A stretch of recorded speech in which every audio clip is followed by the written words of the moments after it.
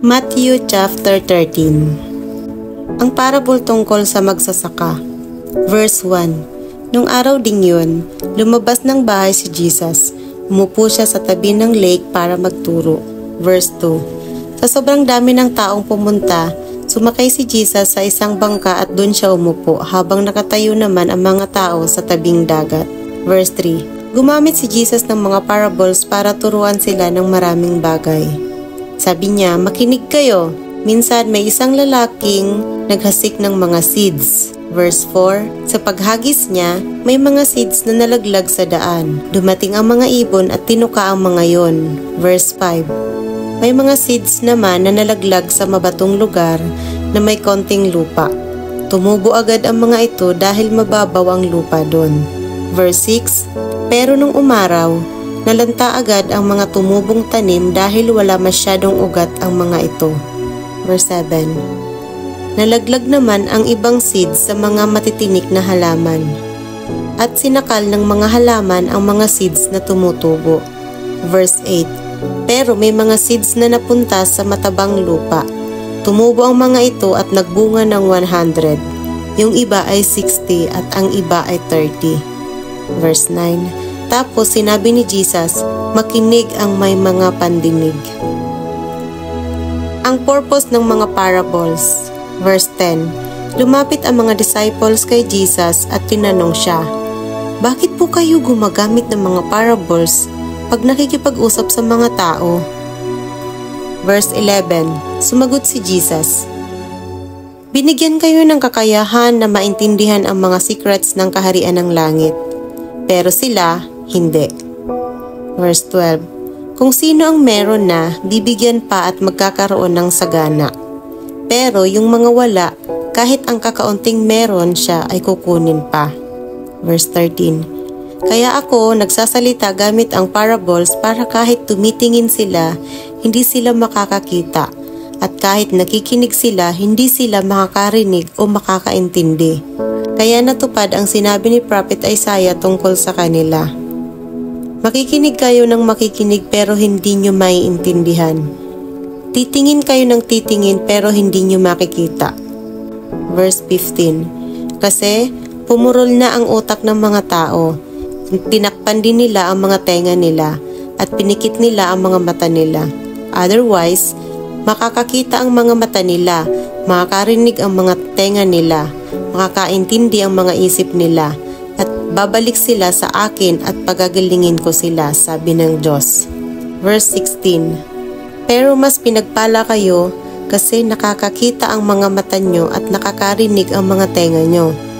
Verse 17. Sinasabi ko sa inyo, maraming prophets at matutuwid na tao ang gustong makita kung ano ang nakikita nyo ngayon, pero di nila nakita. Gusto nilang marinig ang mga naririnig nyo pero di nila naririnig to. Ang meaning ng parable ng seeds. Verse 18. Pakinggan nyo ngayon ang meaning ng parable ng magsasaka at naghahasik ng seeds. Verse 19. Katulad ng mga seeds na napunta sa daan ang mga taong nakarinig ng mensahe ng kaharian, pero hindi naman nila naintindihan dahil sa debil. Dumating kasi siya at inagaw ang mensahe na tinanggap nila. Verse 20. Yung mga seeds na napunta sa mabatong lugar, sila yung mga taong excited tumanggap ng mensahe nang marinig nila ito. Verse 21. Kaya lang, hindi tumatalab at hindi nagtatagal ang mensahe sa puso nila. Kaya pag dumating na ang mga paghihirap at pagsubok dahil sa mensahe, sumusuko sila agad. Verse 22. Yung mga seeds naman na napunta sa mga matitinik na halaman, sila yung mga taong nakarinig ng mensahe pero sinakal naman ang mensahe ng mga worries sa buhay at sobrang pagmamahal sa kayamanan, kaya hindi ito nagbunga.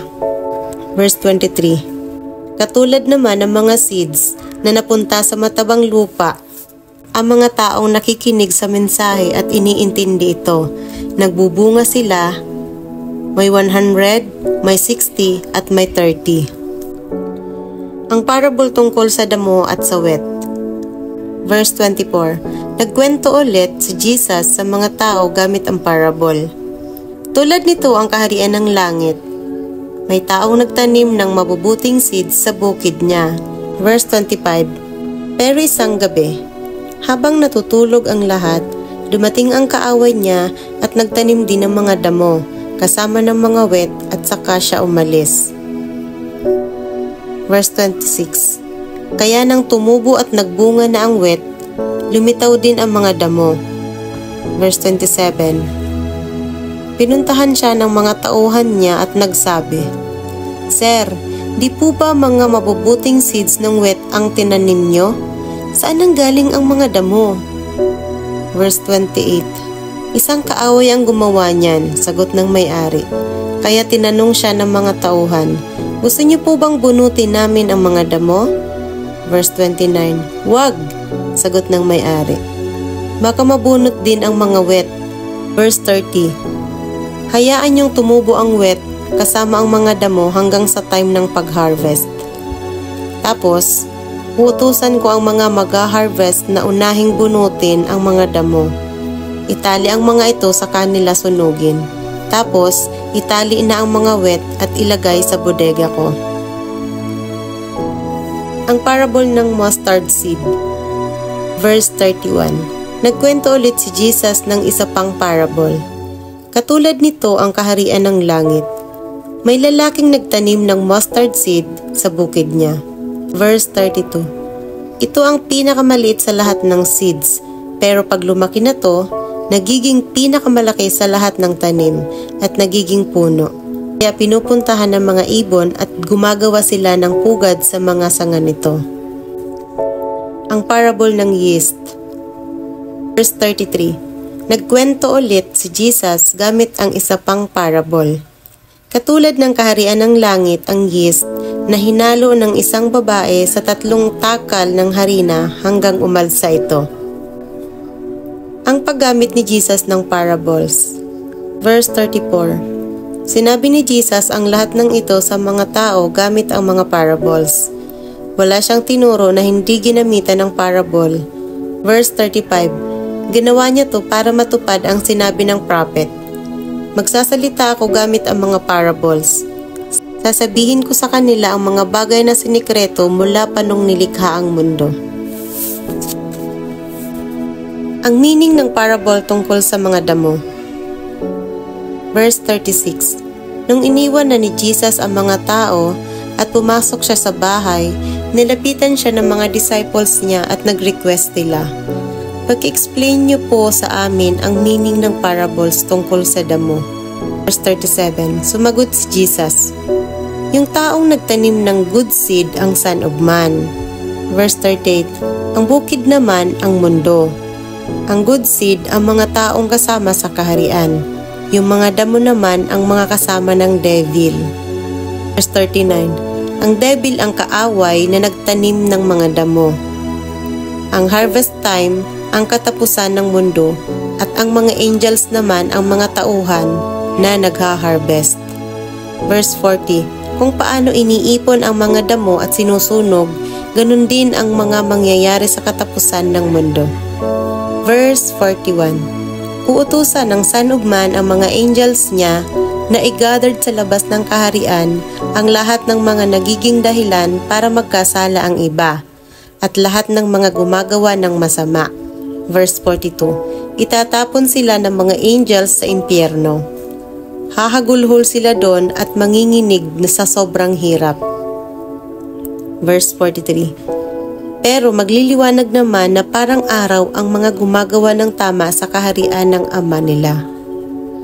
Makinig ang mga may pandinig. Ang nakatagong kayamanan. Verse 44.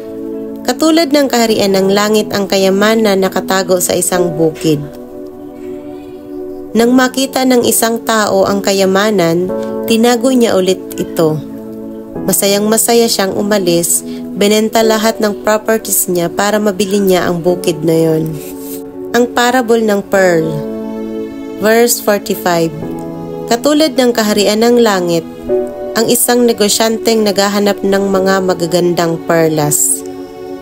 Verse 46. Nung nakita niya na ang isang high-class na pearl, Binenta niya ang lahat ng properties niya para bilhin yun. Ang lambat. Verse 47. Katulad ng kaharian ng langit, ang isang lambat na hinagis sa dagat. Nakakahuli to ng iba't ibang uri ng isda. Verse 48. Pagpuno na ang lambat, hihilahin na to sa tabing dagat. Uupo ang mga tao habang pinipili nila at nilalagay sa mga baskets ang mga magagandang isda, pero tinatapon yung mga walang kwenta. Verse 49. Ganito rin ang mangyayari sa katapusan ng mundo. Dadating ang mga angels at ihihiwalay nila ang mga masasamang tao sa mga mabubuti.